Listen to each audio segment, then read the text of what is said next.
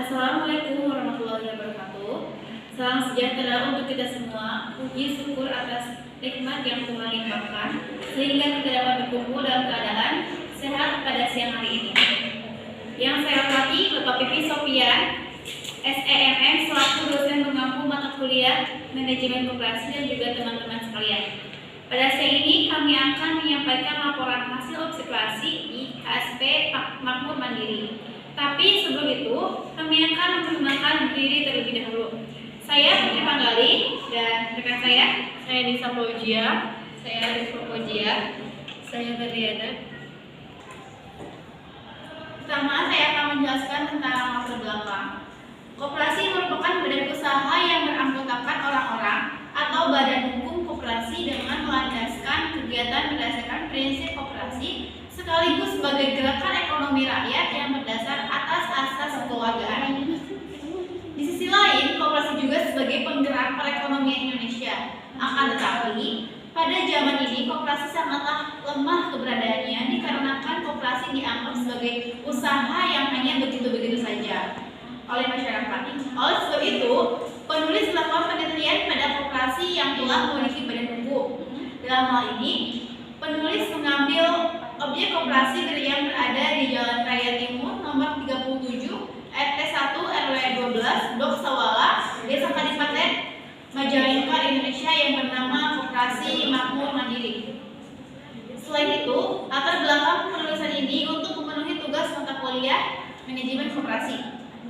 Selanjutnya tujuan dari observasi ini yang pertama yaitu menjelaskan koperasi makmur mandiri, kedua menjelaskan kegiatan usaha koperasi, ketiga menjelaskan perjanjian atau syarat-syarat pendirian koperasi makmur mandiri.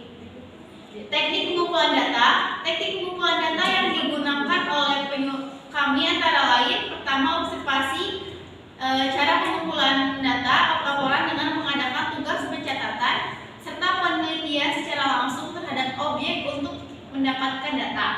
Kedua, dengan cara melakukan wawancara, yaitu dengan mengajukan pertanyaan-pertanyaan atau tanya jawab langsung dengan pihak yang bersangkutan. Adapun rumusan masalah dari penelitian ini yang pertama, visi dan misi koperasi makmur mandiri, kedua, kegiatan dan layanan yang ditawarkan oleh koperasi, ketiga, bagaimana koperasi mengatasi masalah pembayaran pinjaman yang telat atau gagal, keempat, bagaimana koperasi menentukan suku bunga untuk pinjaman, kelima, data utama dan struktur organisasi koperasi. Yang pertama, visi dan misi koperasi makmur mandiri serta kegiatan layanan yang ditawarkan oleh koperasi akan dijelaskan oleh rekan saya yaitu Nisa Fauzia. Kepadanya saya persilakan. Dan selanjutnya yaitu ada visi dan misi koperasi makmur mandiri.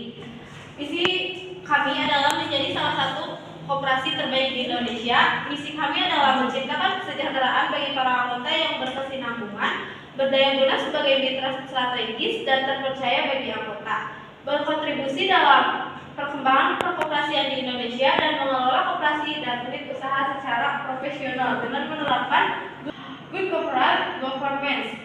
Motonya yaitu maju dan bertumbuh bersama anggota.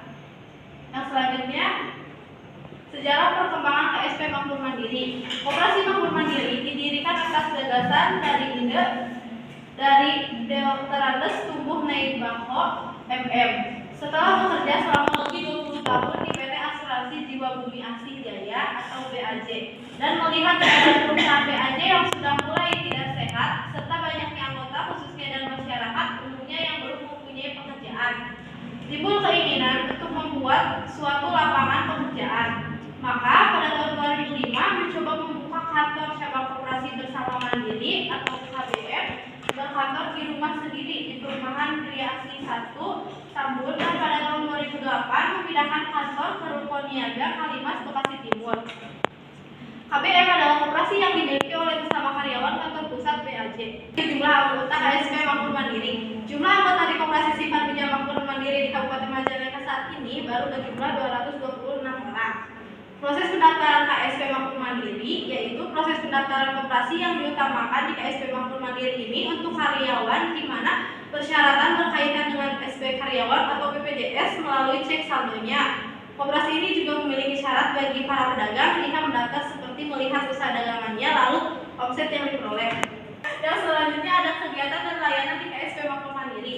Kegiatan dan layanan di Koperasi Makmur Mandiri terdiri yang pertama yaitu pinjaman untuk pedagang karyawan dan untuk simpanan terdiri dari simpanan wajib, simpanan pokok, simpanan hari tua, simpanan pendidikan, simpanan rohani, simpanan berjangka deposito.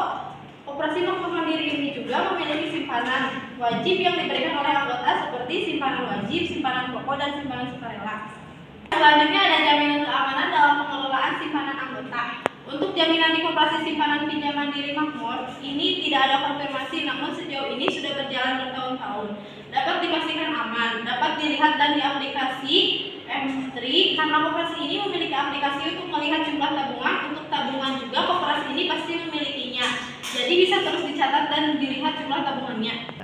Poin selanjutnya yaitu tentang koperasi dalam menangani telat dan gagalnya pembayaran serta menentukan suku bunga pinjaman yang akan dihasilkan oleh Risma Fauzia. Selanjutnya, koperasi dalam menangani telat dan gagalnya pembayaran. Koperasi Makmur Mandiri ini memarket bagian lapangan untuk menangani pihak pembayaran yang telat atau gagal untuk menghampiri ke rumahnya atau ke tempat kerja nasabah untuk menanganinya. Selanjutnya, menentukan suku bunga pinjaman. Untuk menentukan suku bunga itu dilaksanakan di pusat dalam rapat pusat seperti rapat ketua, penasehat, dan bagian-bagian pusatnya. Selanjutnya itu data utama dan struktur organisasi koperasi serta struktur organisasi koperasi di kantor cabang Majalengka yang akan dijelaskan oleh Mariana Nurma. Kepadanya saya persilakan. Di sini saya akan menjelaskan data utama dan struktur organisasi koperasi. Yang pertama ada perusahaan. Nama perusahaannya itu adalah Koperasi Simpan Pinjam Makmur Mandiri. Lalu akte pendirian yaitu Andi Wahida Sumage SHMKR, akte O.03 tahun 2009 bulan Juni tanggal 19. Lalu akte perubahannya HAD Adriansa SHMKR, akte 03 tahun 2015 bulan Januari tanggal 22. Lalu badan usaha yaitu Simpan Pinjam, mulai berdirinya 22 Juni 2009, NPWP-nya 2110030028407000.